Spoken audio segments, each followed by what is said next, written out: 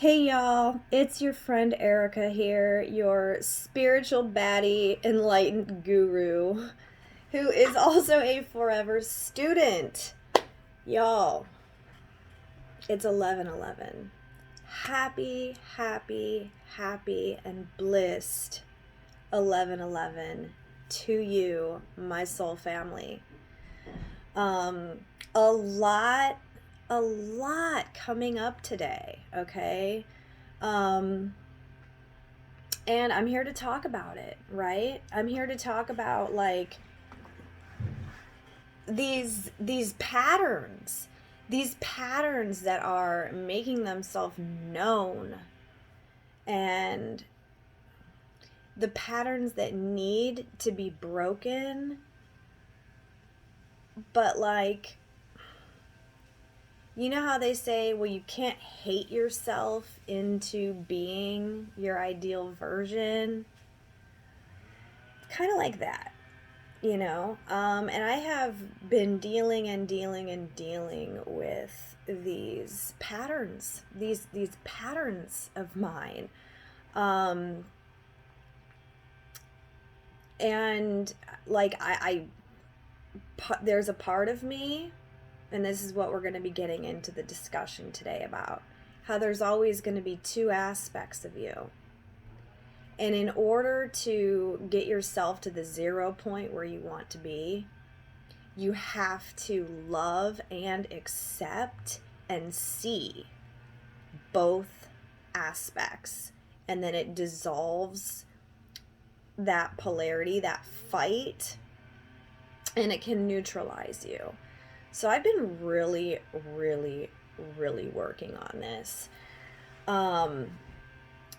But I think one of the main issues that like a lot of people do have when they get into the shadow work and everything, and I mean myself included, because it would aggravate me so bad, the way I feel, which my wounding, I'm feeling from my wounding, and I would just say, oh my God, I hate this, you know.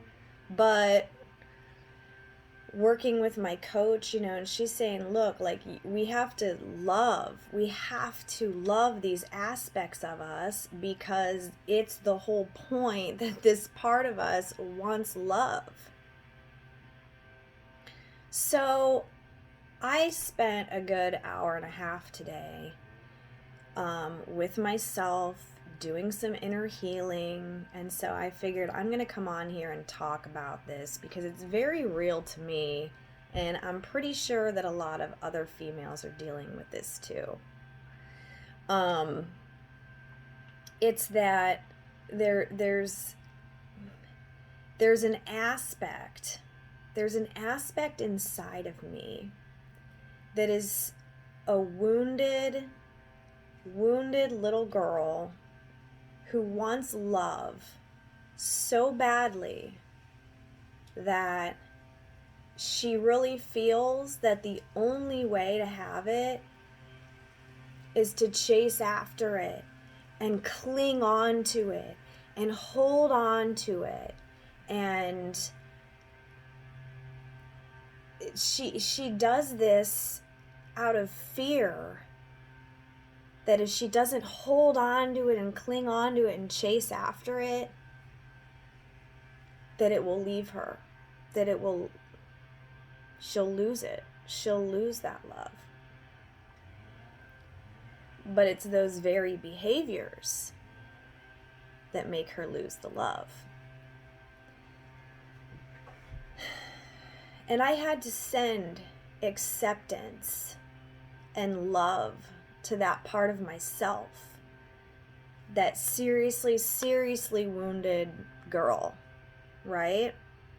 And I have to be okay with this aspect of me, because it came from trauma. It came from abandonment. It came from patterns being played out in my 3D that are showing me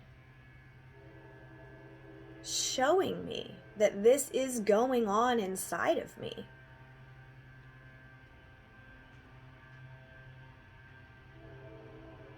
That's the one aspect. That's the aspect. Chasing, grabbing, holding. Okay, that's one aspect. Then there's the opposite aspect. The opposite aspect that says, you know what? Fuck this. I'm going to repel love so that I'm protected against feeling that way when they leave me.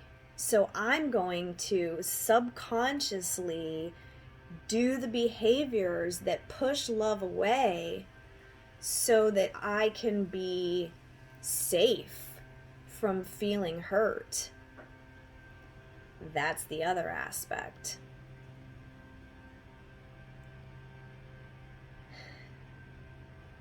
Maybe that's like an inner baddie, inner badass or whatever, but they're not, you know. That's the aspect that, you know, avoids the intimacy, avoids the attachment.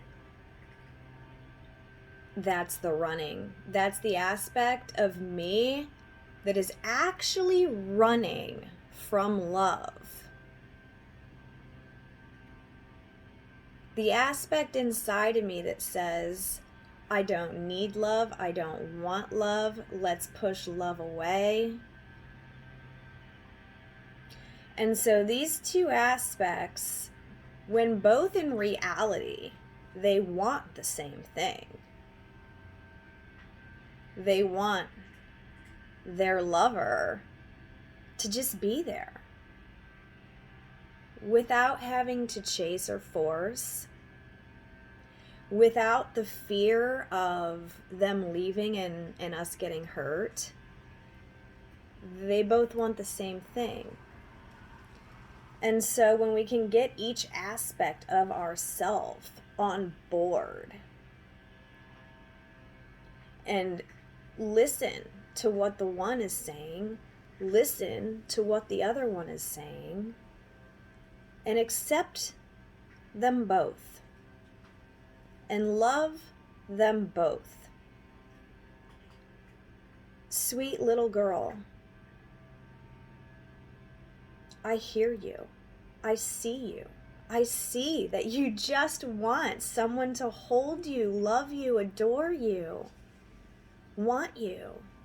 I see that that's all you want, and you're crying and screaming and begging because you just want your person.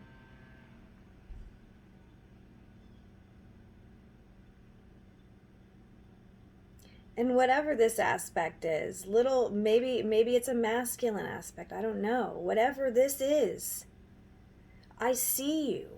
I see that you have been left behind and hurt and abandoned so many times when you just wanted your person to love you and want you and be with you, that you decided, instead of letting your heart go through that pain of them leaving, you're just going to push them away so you don't have to deal with it. And in the complete reality of this, the little girl crying and screaming and begging and chasing her boyfriend to spend time with her is pushing away exactly what she wants. And this aspect over here that's saying, we don't need love, we don't want love, we're going to push it away to avoid the pain of them leaving, is just getting the pain of them leaving. So it's a fear-based pattern coming from both aspects. It's an internal fear and wounding that probably a lot of people have. And it just keeps playing out and playing out and playing the fuck out. And it looks like calling in partners, but then when you have them reverting back to these toxic patternings and then going into a hot and cold type dynamic, or a push and pull, a runner chaser.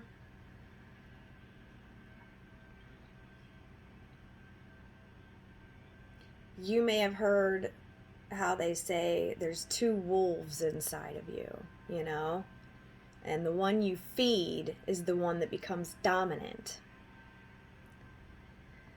However, in order to be a fully integrated soul and get yourself neutralized, both wolves need fed. Both wolves need noticed. The light and the dark. You have to accept them both. So I've really been working on that today, sending unconditional love to that part of me that wants to cling and chase after her boyfriend. Sending unconditional love to that part of me that's basically just self-sabotaging by trying to repel said boyfriend, and getting that aspect of me to do the running and chasing, right? Because in essence, it all works together. And that's why you have to get aspects of yourself all on board. And when you can realize this and see it from a higher consciousness, pull back and see, wait, why is this happening in my reality? Why am I seeing this playing out, right? Take a step back, because you can't blame, shame, guilt your person. Because the only thing your person is an aspect of you. So chances are, if I'm dominantly being in that chasing, grabbing, clinging energy, the person is the aspect of me that's running, repelling, and all of that. So it really takes a lot of deep inner work and the willingness to see it from a higher perspective, because what are we here for? Learning fucking lessons, all right? It really takes you to be able to detach from the emotional part of it and be like, okay, what is this pattern and why is this playing out and what can I do, right? So it's really about neutralizing it, loving this part, loving that part, bringing it together into a 0 point, and then allowing both of those aspects to be sent up into the all-knowing, trusting higher self. So it's been a busy day. Yeah, it's been a busy day with that. Self-acceptance, self-love, self-care. And, I'm here to help coach people through this while I'm still working on myself as well. It's really been beneficial to me to work with my coach, Sarah, my favorite coach. And she really taught me a lot of techniques to call in both of these aspects and remind me that, your person, and because I'm subscribed to the everyone is you pushed out belief system, in truth, your person is only an aspect of you. Your person is only a mirror to you. So if you're not liking what you're seeing, you can't get mad at them. You have to turn the mirror on yourself. So I'm big on this. I am big on mirror work because I don't want to be a toxic girlfriend. I'm good. I'm fucking amazing. I'm gonna, Not in a conceited way. I'm fucking amazing. The love that I give, everything else about me, like, I'm the full fucking package times 10. And, you know, just being able to work on these things, you know, and the willingness, not only the willingness that I am working on this stuff. I am working on this stuff. So, like, I'll get called out for, like, a toxic behavior, you know? And I was like, at first I was like, a little pissed that I got kind of called out on a toxic behavior, but then, you know, I didn't. It was only a 1-second thing because, you know, I'm in the midst of this healing process. And I did. I took a step back and I said, you know what? I apologize. You're right. That is a bit of a toxic behavior. And then, of course, it was a reaction to the behavior that I felt was toxic from you. So it is always a back and forth. It's always going to be a mirror. And when you are healing and rewiring your patterns, your subconscious, and all of that, sometimes it's a push and pull, you know, until something deeper has to come up. And as I'm saying, like, with this particular moon, with this Scorpio energy, with this 1111 portal, we're all really fucking called to look and see, what is this? What is this shit in you? Let's get it, you know, let's fucking get it. So we getting it, all right? We getting it. If anybody else is on this healing journey, really looking to transcend and heal the codependency wounds, the abandonment wounds, this is pretty much my expertise because this is what I've been dealing with. And I just really encourage everyone to find someone that can help them to break these patterns and realize that, you know, it is inside of yourself, but having the motivation and the knowledge of someone who's been through it is so fucking helpful, because I never caught on to this shit. I mean, I was as dense as a fucking brick, let's be honest. I mean, let's look at my fucking history with fucking relationships. It's fucked. It is fucked. Abuse, neglect, codependency, lack of self-worth it all stems severe wounding. Not only from this lifetime, but plenty of past lifetimes as well. So, I mean, I'm quite the frickin' project, but honestly, I feel like every time I uncover another layer to this shit, I'm just getting better and better and better. And so, you know, if that's something you're interested in, you can always message me. I do sessions by the hour and the half hour. I also do card readings. Those are so helpful too. Like, if you know that you have this pattern and you see this shit, you see this bullshit playing out, but you're like, where the fuck did this really come from? You know, a lot of times we can get a card reading and get into that and find out. That way it can give you like the extra guidance that you might need to know what you need to work on inside. You know what I'm saying? So, you know, all about it. All about the spiritual tools, all about the divine light being technology. Like, I'm about all of it. I'm about shifting fucking fast.